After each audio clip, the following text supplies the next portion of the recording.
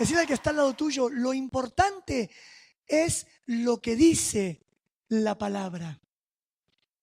Y como en esta noche vamos a hablar la palabra de Dios, no me cabe la menor duda que Dios nos va a hablar. ¿Cuántos comparten esa seguridad conmigo? Que Dios nos va a hablar. Si la compartís, repetilo conmigo. Esta noche Dios me va a hablar. Y qué bueno lo que decía mi esposa, que si una persona que no ha conocido aún la gracia de Dios, no tiene o no camina en el favor de Dios, porque todavía no le ha recibido a Él como si su Salvador, como su Señor, no le ha reconocido como Dios y tampoco le ha pedido que camine con Él o con ella, puede en este mundo lograr grandes cosas. ¿Cuánto más nosotros que caminamos en el favor de Dios y el favor del Todopoderoso camina conmigo? ¿Cuántos decimos amén a esto? ¿Cuántos podemos decir en el nombre de Jesús voy a conquistar grandes cosas? ¿Cuántos creen esto? Ahora, otra cosa interesante que estaba diciendo mi esposa es que esta mujer que fue a Jordania, a este país, para ver a sus hijos después de tanto tiempo, porque su esposo literalmente los había secuestrado y se los había llevado a vivir con él, abandonando a su mujer en Sudamérica, y se fue a Jordania. Y esta mujer tuvo que prepararse, aprender. Y algo interesante que dijo mi esposa recién, yo no sabía que ella iba a compartir esto, pero vino justo para lo que quiero hablar esta noche, es que ella se tuvo que aprender las leyes del país donde ahora iba a ir a visitar o a vivir. ¿Cuántos nos damos cuenta que en cada país rigen leyes diferentes? ¿Sí? Y que si yo quiero vivir una vida estable, feliz, sin tener problemas con la ley y gozar de todos los beneficios de un país, me voy a tener que aprender y sujetar a las leyes de ese país al cual yo voy a ir a visitar o a vivir. ¿Cuántos me siguen hasta aquí? De la misma manera, tú y yo somos parte hoy de un reino. Tú y yo, aparte de pertenecer o vivir en un país terrenal, somos parte, una vez que hemos aceptado a Cristo como nuestro Salvador y nos hemos decidido caminar con Él, empezamos a ser parte de un reino, el cual la Biblia le llama el reino de Dios o el reino de los cielos. ¿Cuántos estamos contentos hoy de ser parte de este reino? Ahora, como todo reino o gobierno, este reino también tiene leyes. Decí conmigo, el reino de los cielos tiene leyes o maneras o estatutos o una voluntad suprema del rey que reina este reino.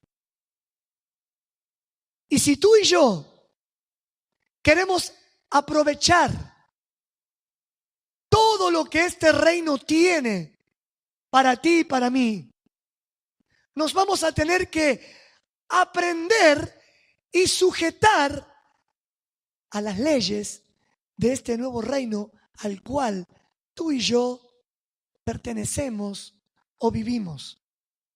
¿Saben que hay algo particular de las leyes en general? Las leyes no se ven. ¿Cuántos dicen amén? Pero están. Hay una ley en cada nación, en cada país, no solo una ley, hay leyes que favorecen o condenan ciertos actos de los pobladores. Y aunque no se ven, están. ¿Cuántos decimos amén? Si yo en la mayoría de los países terrenos de hoy en día robo, hay una ley que me condena y puede enviarme a la cárcel si soy atrapado, si soy descubierto por quienes hacen cumplir la ley. Y esto haría que yo vaya a la cárcel. Aunque yo no veía la ley estaba y yo al robar la infringí. ¿Cuántos me van siguiendo? De la misma manera, hay leyes físicas que tampoco se ven. Y algunos se atreven hasta a desafiarlas. Hay una ley que es la ley de gravedad. ¿Cuántos la conocen? Que dice que si algo es soltado, no sé si dice textualmente así, pero esto significa, si yo suelto un objeto, el objeto ¿qué va a pasar? Va a caer, porque es atraído por la gravedad y el objeto no se puede mantener flotando y cae. Muchos desafían la ley de gravedad. Tengo un pastor conocido que cuando era muchacho, él siempre cuenta, él la desafió. Se pensó que podía volar con 2 tablas puestas en sus brazos. Y se lanzó desde la terraza. Digan que había un arenero abajo, estaban construyendo en la casa y había arena. Porque se tiró con 2 maderas terciadas, se llaman en Argentina, no sé cómo le dirán aquí, pero es esa madera fina, tipo chapa de madera, que se usa a veces para poner atrás en los muebles, para hacer de tapa en un armario, un ropero, un armario. Y se colgó las maderas, saltó desafiando la ley de gravedad. Comenzó a aletear. Pero la ley de gravedad lo atrapó porque aunque no se veía, ahí estaba. Y comenzó a descender abruptamente y cayó clavado con las terciadas abajo del brazo en la arena. Y él nos contaba, se reía, ya era un adulto, ¿no? Pero qué dolor, dice, ahora era grande y lo contaba con risa. Pero ese muchacho desafió una ley que aunque la ley no se veía, estaba. ¿Cuántos me van siguiendo? En el reino que tú y yo nos movemos, en el reino que tú y yo estamos hoy espiritualmente injertados, en el reino de los cielos, en el reino de Dios, hay leyes que aunque tú y yo no las veamos, están. Por ejemplo, una ley muy conocida: todo lo que el hombre siembre, eso va a cosechar. No te podés escapar, no me puedo escapar. Por más que intentemos tapar esa ley espiritual, por más que intentemos arrancar esa hoja de la Biblia, o cuando en nuestro celular o tablet nos dispongamos a leerla y la veamos, cambiemos la hoja, esa ley está, porque es espiritual. Y todo lo que tú y yo sembremos, vamos a cosechar. Si sembramos odio, si sembramos rencor, si sembramos resentimiento, si sembramos desobediencia a Dios, si sembramos desobediencia a los padres, lo que sea que tú y yo sembremos, vamos a cosechar. Como es, hay muchas leyes en el reino de Dios y no se ven. Amén. Pero Dios tiene una palabra para ti y para mí en esta noche que nos va a abrir los ojos, por lo menos de saber y entender cómo funciona el reino de los cielos, para que yo no me pierda lo que Dios me quiere dar. Pregunto, ¿hay alguien aquí que quiere perderse lo que Dios le quiere dar? Entonces decí conmigo, esta palabra es para mí, porque yo no me quiero perder nada de lo que Dios me quiere dar. Gloria a Dios. ¿Cuántos quieren arrebatar? Voy a empezar a usar una palabra que es muy común en este tiempo, no sé si la habrán oído o no, pero es la palabra arrebatar. ¿Cuántos han oído esa palabra antes? ¿Sí? Es una palabra muy conocida que se usa bastante en los púlpitos, se usa bastante en los predicadores y se sale como un desafío o pregunta al pueblo de Dios generalmente, y el predicador o el pastor pregunta: ¿cuántos quieren arrebatar lo que Dios tiene para ustedes? Y todos levantan la mano. Voy a preguntar: ¿cuántos quieren arrebatar lo que Dios tiene para cada uno de ustedes? Voy a creer que los que no levantaron no quieren, pero voy a creer en fe que sí quieren. Estamos haciendo cosas en fe. ¿Por qué a veces le digo levanten la mano? Porque es fe. Porque estamos poniendo en acción la fe y todo ayuda a mi fe. No es por hacer mímicas o hacer actos repetitivos. Pero es una palabra, como te decía, muy usada, pero a la hora de vivirla y de ponerla por obra, son muy pocos los que logran vivirla y logran realmente arrebatar todo lo que Dios tiene para cada uno de nosotros. Dios tiene infinidad de cosas. Dios tiene paz, Dios tiene armonía, Dios tiene amor, Dios tiene poder, Dios tiene su presencia, Dios tiene bondad, Dios tiene benignidad, Dios tiene prosperidad. Dios tiene todas las cosas para ti y para mí. Pero muchas veces tú y yo no logramos arrebatar, aunque conocemos la palabra, la repetimos y muchas veces hemos levantado nuestra mano cuando alguien nos ha dicho: ¿cuántos quieren arrebatar lo que Dios tiene? No lo logramos arrebatar. ¿Saben que yo busqué un significado en el diccionario de esta palabra? Y encontré dos significados juntitos. ¿A cuánto les interesa? Amén. Miren, arrebatar significa quitar una cosa a una persona con violencia o con rapidez. Quiere decir que para que la palabra arrebatar entre o esté bien empleada, lo que yo tengo que quitar tiene que ser o con violencia o con rapidez. ¿Sí? Ese es el primer significado. El segundo significado dice: arrebatar, escuchen esto, atraer poderosamente algo, ¿no?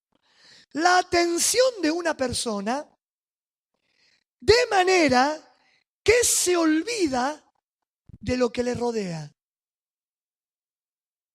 Atraer de tal manera algo o alguien, la atención de una persona, de tal manera que esa persona que es atraída por ese objeto o por otra persona, se olvide de lo que le rodea. ¿Van entendiendo? Después, más adelante del mensaje, vamos a volver a estas dos definiciones, pero ¿se acuerdan que el domingo pasado, no, el anterior, hablábamos de cuando nos enamoramos? ¿Se acuerdan que les mencioné? Y les animaba a enamorarse de Cristo. Pero díganme si cuando nos enamoramos, no somos atraídos de tal manera que nos olvidamos de todo lo que nos rodea. ¿Sí o no? Cuando te enamoraste, o aún hoy, si estás enamorado, somos varios los que todavía estamos enamorados. Amén. Cuando te enamoraste, o aún hoy, él o ella arrebata tu atención de tal manera que te olvidas de lo que te rodea. Es buena señal, para ver cómo está mi amor, para ver si tengo que trabajarlo un poco, a ver si se está enfriando. No es que en realidad se enfríe o se vaya, a ver si me puedo expresar correctamente. En realidad es que hay algo o cosas que lo tapan. Una vez me enseñaron esto cuando estábamos en una crisis matrimonial con mi esposa. Si alguno está pasando algún momento difícil, no se piense que es el único. Todos hemos pasado crisis en nuestros matrimonios, en nuestras familias. Y algo que nos enseñaban en aquella oportunidad era que el amor no desaparecía, porque cuando uno está en crisis comienza a decir, no lo amo más, no la amo más, no lo quiero más, no la quiero más. Mi amor se enfrió. ¿Nunca escucharon esas palabras? A lo mejor las dijiste alguna vez. Mi amor murió. En realidad no es que se enfrió ni murió, simplemente se tapó. Está tapado porque cosas, circunstancias, problemas, lo que sea, lo han tapado. ¿Sí? Entonces, si está tapado, hay que sacudirse esta noche, porque a lo mejor está tapado, estamos pasando problemas, dificultades, hay que sacudirse un poco y comenzar a destaparlo, sacar las cosas que estaban tapando nuestro amor. Con el amor a Dios es igual. ¿Cuántos amamos a Dios? Pero a veces hay momentos o situaciones o etapas donde nos parece que no amamos a Dios. Y esto es porque nuestro amor hacia Dios está tapado, porque hemos abierto la puerta, porque hemos dejado que cosas entren, sean prioridad, nos arrebate nuestra atención de Él.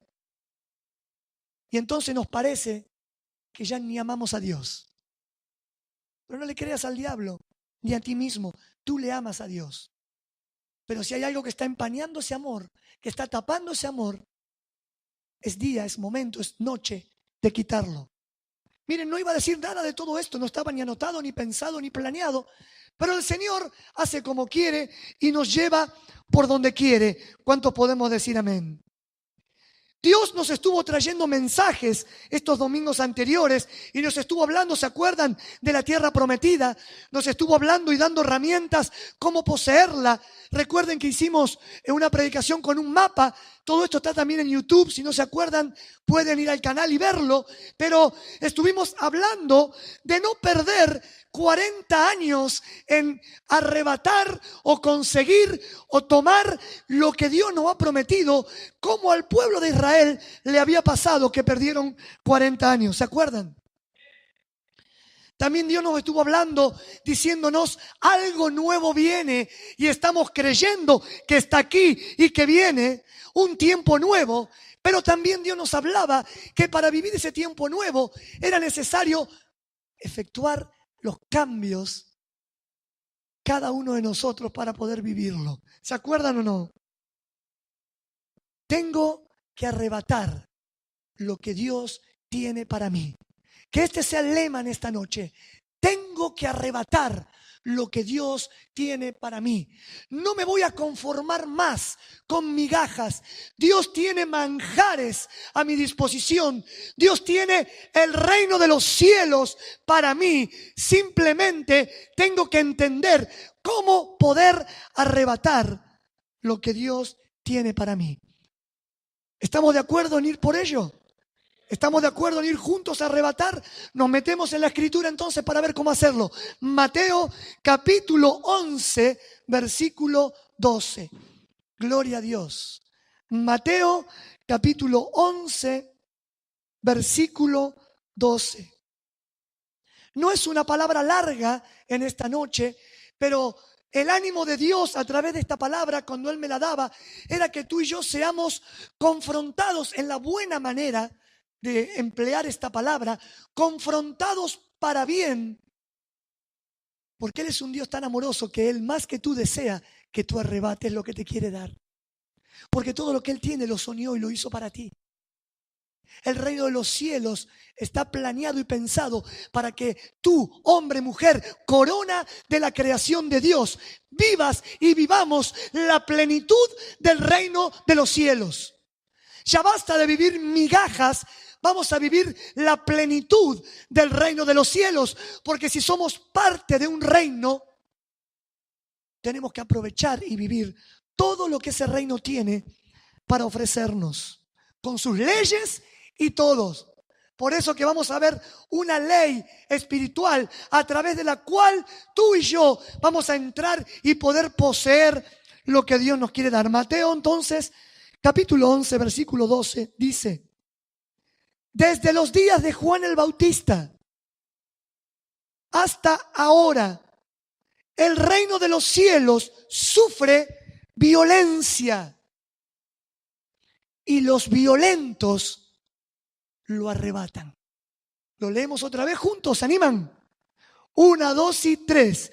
Desde los días de Juan el Bautista hasta ahora, el reino de los cielos sufre violencia y los violentos lo arrebatan. Hacemos una pequeña oración. Padre, en el nombre de Jesús te pedimos que tu Espíritu Santo nos guíe en esta palabra para que podamos interpretar lo que tú nos quieres decir, para que podamos aprovechar esta palabra. Señor, yo ahora suelto sobre nuestras vidas fe para que esta palabra aproveche y no se cumpla en nosotros esa escritura que dice que a muchos no les aprovechó la palabra por no ir acompañado con fe en lo que oían.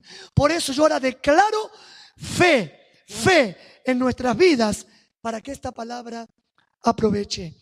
¿Qué tengo que hacer para arrebatar el reino de los cielos? ¿Sabe que esta palabra, la voy a leer otra vez, desde los días de Juan el Bautista hasta ahora, el reino de los cielos sufre violencia y los violentos lo arrebatan? Esta palabra ha sido usada de muchas maneras, pero para lo que más se ha empleado este versículo es para hablar de guerra espiritual y para darle ánimo a los cristianos a ser agresivos. Y muchas veces oímos predicadores o pastores que nos dicen: hermanos, sean agresivos en Dios, sean agresivos en Cristo. Y nos enseñan a través de esta escritura a arremeter en la fe y a llevarnos a todos por delante. No, pero sí, muchas veces así nos enseñan. No todos. ¿Pero cuántos me entienden? Y relacionan este versículo porque usa una palabra, violencia, y termina diciendo que los violentos son los que lo van a arrebatar, y terminan asociando esta palabra a hechos violentos de fe.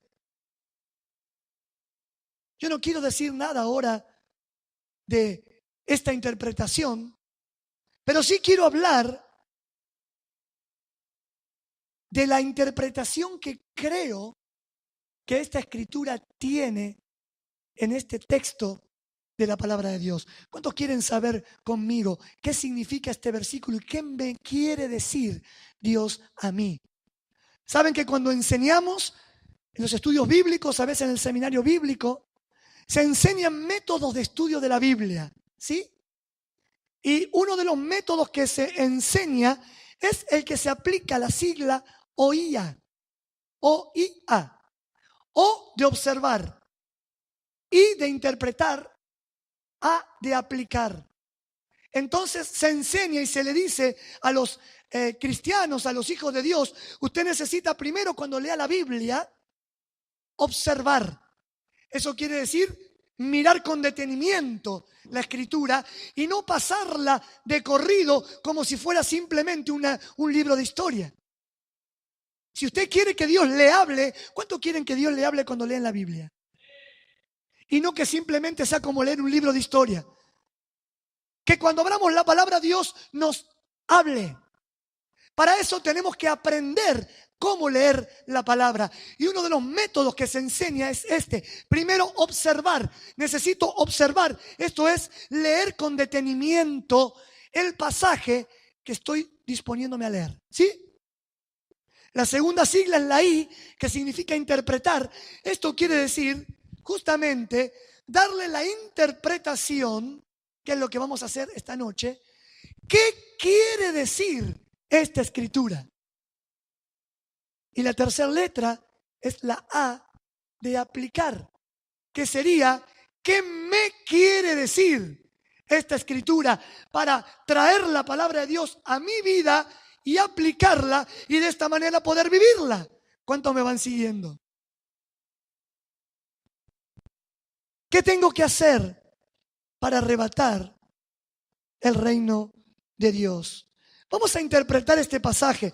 ¿Cuántos saben que para interpretar un texto de la Biblia tenemos que leer el contexto? muchas interpretaciones bíblicas salen a la hora de leer el contexto, porque si no, lo interpreto de una manera privada, separada de lo que todo el contexto está queriendo decir. Yo ahora leí solo un versículo, pero les voy a hacer un panorama rápido del contexto de esta historia. Porque estas palabras de Jesús nacen con una pregunta. Estas palabras que Jesús declara nacen unos versículos más adelante con una pregunta que los discípulos de Juan el Bautista le hicieron a Jesús. Porque Juan el Bautista estaba preso, pero en un momento de incertidumbre, duda o solo Dios sabe qué había en el corazón de Juan, porque ninguno de nosotros podemos conocer su corazón, podemos especular, pensar, creer, pero solo Dios sabe qué sentía Juan a la hora de ejecutar esta pregunta. Manda a 2 de sus discípulos a preguntarle a Jesús si era él el Mesías, el que había de venir, o todavía tenían que esperar a otro. ¿Se acuerdan de esto? Mi esposa estuvo hablando algo al respecto, no quiero hacer hincapié ahora en este tema, pero de esta pregunta nace todo lo que Cristo comienza a decir en los versículos siguientes, incluyendo el 12, que es el que hemos leído ahora. Y los discípulos de Juan el Bautista vienen a Jesús y le preguntan, ¿eres tú? ¿O debemos esperar a otro? Y Jesús les dice simplemente lo que sucedía en el versículo 5 más arriba del capítulo 11. Dice, los ciegos ven, los cojos andan, los leprosos son limpiados, los sordos oyen, los muertos son resucitados y a los pobres es anunciado el evangelio. Jesús comienza con una frase a declararle lo que estaba sucediendo en ese momento que antes no sucedía. Noten esto. Antes de que Jesús comenzara el ministerio, no era normal ver a un ciego ver, no era normal ver a un paralítico ser sanado, no era normal un sordo que oyera, no era normal que un ciego viera, no era normal que a los pobres se le anunciara el evangelio. Pero ahora estaba ocurriendo esto.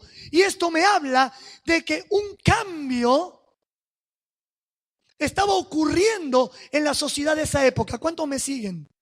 Un cambio estaba ocurriendo en la sociedad de esa época. También habló más abajo en los versículos que siguen de la grandeza de Juan el Bautista, que creo que mi esposa también estuvo mencionando, y de los profetas en el versículo 11, y dice, de cierto os digo, entre los que nacen de mujer no se ha levantado otro mayor que Juan el Bautista. Pero también le agrega algo más en el final del versículo 11, y le dice, pero el más pequeño en el reino de los cielos, mayor es que él. Dios, Jesús, le seguía soltando cambios, cosas que no las habían escuchado nunca, que nunca las habían vivido antes. Ellos venían de vivir la ley de Moisés, donde se veía grande delante de Dios al siervo, al profeta, al sacerdote. Pero el pueblo ni siquiera podía gozar de experimentar personalmente la presencia de Dios, ni tampoco recibir palabra de Dios directa, sino que era siempre solamente a través de los profetas.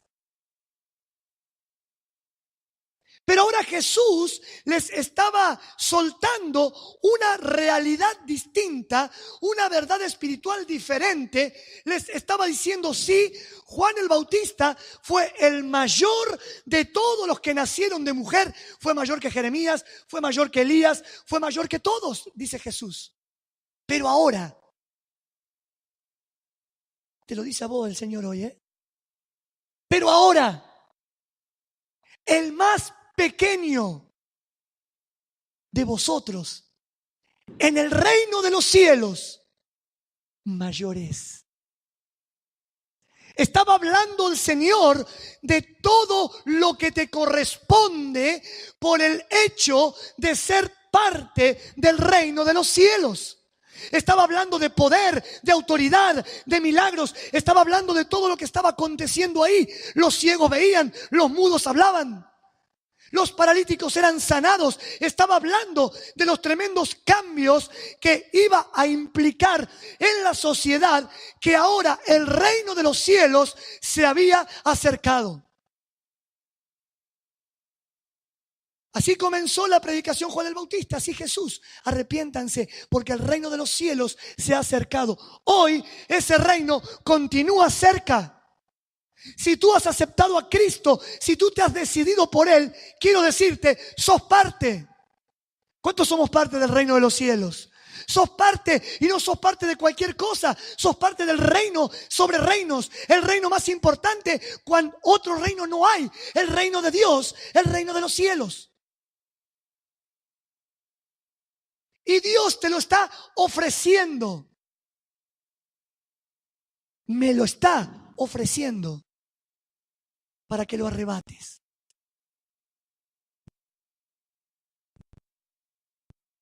Desde los días de Juan el Bautista hasta ahora, el reino de los cielos sufre violencia. Y los violentos lo arrebatan. ¿Por qué comienza diciendo desde los días de Juan el Bautista? Para los que no conocen la historia. Desde el Antiguo Testamento, desde el último profeta, Zacarías, desde el último profeta, la palabra de Dios cesó. Dios no habló por un lapso de 400 años.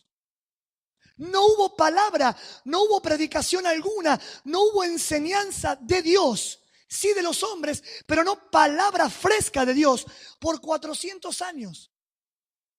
Y se los conoce como los 400 años de silencio. ¿Sí? Imagínense, 60 generaciones aproximadamente, hijo. Varios, ¿eh?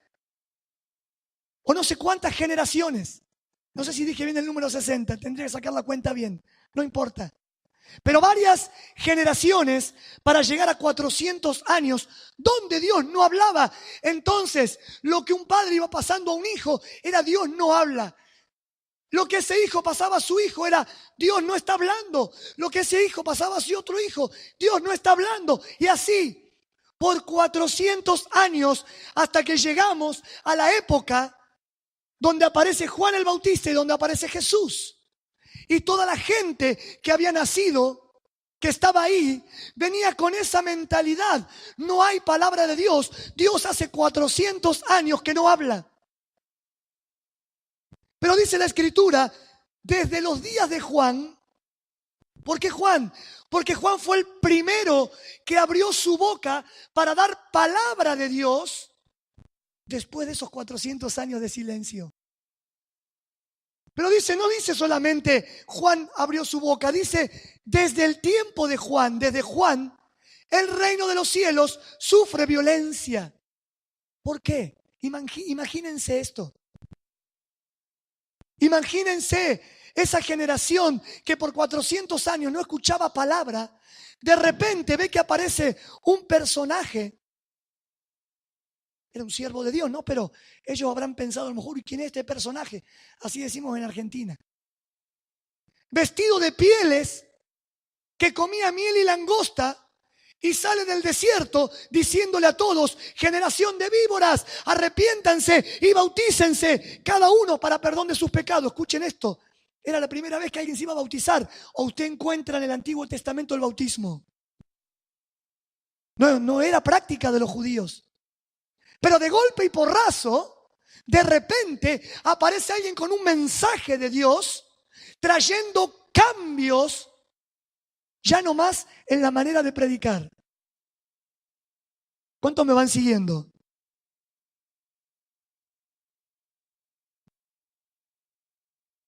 Y dice la palabra, desde los días de Juan el Bautista, y dice Jesús, hasta ahora. ¿Por qué? Miren, no lo busque, pero yo lo tengo aquí. Mateo capítulo 5, versículo 38. Quiero mostrarte cómo el reino de Dios estaba sufriendo cambios. Predicación de Jesús. Mateo capítulo 5, versículo 38. Dice Jesús, oíste que fue dicho en el Antiguo Testamento, ojo por ojo y diente por diente. ¿Se acuerdan? Pero yo digo, no resistáis al que es malo, antes a cualquiera que te hiera la mejilla derecha, vuélvele también la otra. Jesús estaba trayendo un cambio a lo que era el reino de Dios. Antes estaba aceptado, ojo por ojo, se podían vengar de lo que le habían hecho. Ahora Jesús decía, oíste que fue dicho ojo por ojo, pero ahora no, no más. Ahora hay un cambio. Si te pegan en una mejilla, poné la otra. ¿Sigo diciendo? Y al que quiera ponerte a pleito y quitarte la túnica, ¿nunca te quisieron quitar algo tuyo? ¿Qué hacemos cuando nos quieren quitar algo? Defendemos con uña y dientes, ¿no? Normalmente. Dice, si alguien quiere ponerte a pleito y quitarte la túnica, déjale también la capa. Imagínense. Ustedes imagínense esto. Estaban los judíos, esclavos de los romanos. Pónganse un momento en la historia. Y los romanos le podían sacar la túnica porque eran esclavos. Le podían sacar lo que quisieran. Escuchen. Pero los judíos estaban esperando al Mesías, ¿sí? Pero ellos esperaban al Mesías, que supuestamente, según lo que ellos creían, el Mesías iba a venir para libertarlos de la esclavitud física de los romanos. Ellos estaban esperando que el Mesías descienda con una espada y le corte la cabeza a todos los romanos, a todos los enemigos. A veces nosotros estamos esperando que Dios baje del cielo con una espada y le corte la cabeza a todos nuestros enemigos, a todos los que nos dañan, a todos los que nos han hecho daño, a todos los que nos han traicionado. Estamos esperando. Pero viene el Mesías y a este pueblo que estaba siendo esclavo le dice, y si alguien te quiere poner a pleito y sacarte la túnica, no solo que no se la rehuses, sacate la capa y dásela también. Ustedes, ¿cuántos estamos entendiendo? Esto es profundo, ¿eh? Esto es el reino de los cielos. Estas son las leyes que no se ven, pero están en el reino de los cielos. Cualquiera que te obligue a llevar carga por una milla, ve con él 2. ¿Saben que los romanos le podían decir a los judíos, y disculpen la expresión, perro judío, llévame la carga? Porque ellos lo tenían como perros. Llévame la carga 1 milla. Imagínate que te hagan hacer algo que no es justo según para vos. Por favor, haz esto, haz el otro. Alguien que esté sobre ti.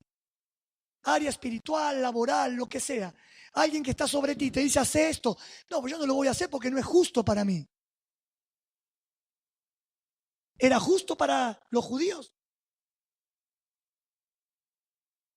Pero Jesús le dice, si te dicen que lleves la carga 1 milla, no la lleves 1. Llévala 2. El reino de los cielos. Jesús estaba trayendo el reino de los cielos. El reino de los cielos, hermano, hermana, viene a tu vida con violencia. ¿Por qué? Porque trae cambios violentos. A eso se refiere la palabra violencia. Por eso decía Jesús, desde Juan el Bautista hasta ahora, el reino de los cielos está sufriendo violencia, porque el reino de los cielos entra con poder, entra con violencia, en el sentido de que te va a empujar, a llevar a un cambio. ¿Cuántos se animan a que parafraseemos este versículo? Parafrasear es usar palabras más entendibles. Miren, sería así, Mateo 11, 12. Desde los días de Juan el Bautista hasta ahora, el reino de los cielos sufre cambios violentos. ¿Cuántos me siguen? El reino de los cielos sufre cambios violentos y los que aceptan, toman y viven esos cambios violentos lo van a arrebatar. Eso es lo que está diciendo. Porque ahora hay leyes que nos muestran esos cambios que tú y yo tenemos que hacer si queremos arrebatar todo lo que Dios tiene para nosotros. Tengo que entrar en los cambios de Dios. Decí conmigo, tengo que entrar en los cambios de Dios. Dijimos que arrebatar significaba, ya vamos terminando, quitar una cosa a una persona con violencia o rapidez. ¿Cuántos quieren arrebatar el reino de Dios? Es necesario ser violentos. Eso quiere decir rápidos. Eso quiere decir con diligencia. ¿Vieron cuando la Biblia dice, hermanos, con diligencia, hagan esto o hagan lo otro? Está diciendo que sea lo primero que tú y yo nos dispongamos a hacer. ¿Qué es lo primero que en tu vida te has dispuesto a hacer? Es llevar a cabo los cambios de Dios en tu vida. Porque esto significa arrebatar. Con rapidez. Y lo otro que significa arrebatar era atraer poderosamente una cosa a la atención de una persona de manera que se olvida de lo que le rodea. ¿Te olvidaste alguna vez de lo que te rodea por Cristo? ¿Te olvidaste alguna vez? ¿Pudiste dejar lo que te rodea a un costado y que ya no sea importante, sino que lo importante es el reino de los cielos? Porque eso es arrebatar. Es que el reino de los cielos te atraiga de tal manera que te olvides de lo que te rodea. No constantemente, somos seres humanos, entiéndanme. No estoy hablando que vivas en una nube. Ah, no, yo no me importa mi familia, no me importa nada porque vivo en el reino de los cielos. No está hablando de esto. Está hablando de lograr el equilibrio, que si bien soy consciente de lo que sucede, tal me atrapa, tanto me llama el reino de Dios, su presencia y lo que Él me quiere dar, que logro poner a un costado lo que me rodea y ponerle a Él como mi prioridad. Hablábamos el domingo pasado anterior de prioridad. Así se llama el mensaje, prioridad. ¿Cuál es nuestra prioridad? Porque para arrebatar el reino de los cielos tiene que ser tu prioridad el reino de los cielos.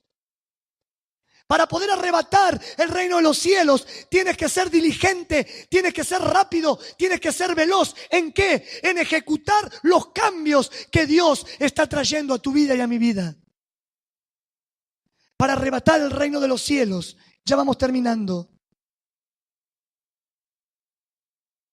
tenés que lograr dejar a un costado lo que te rodea y acercarte a Él.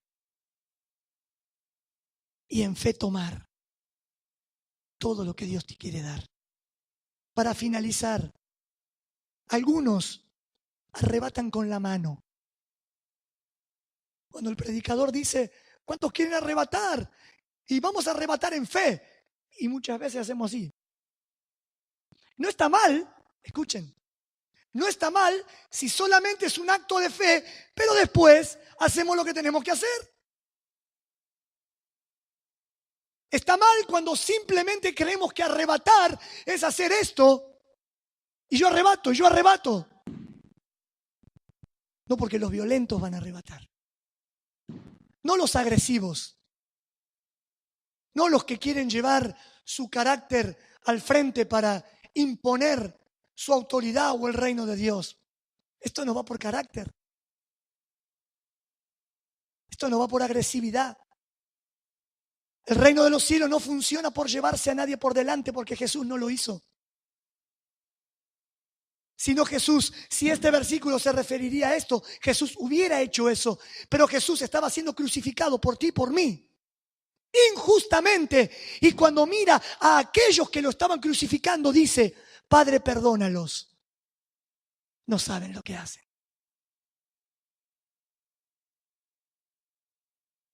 Estaba poniendo todas sus mejillas.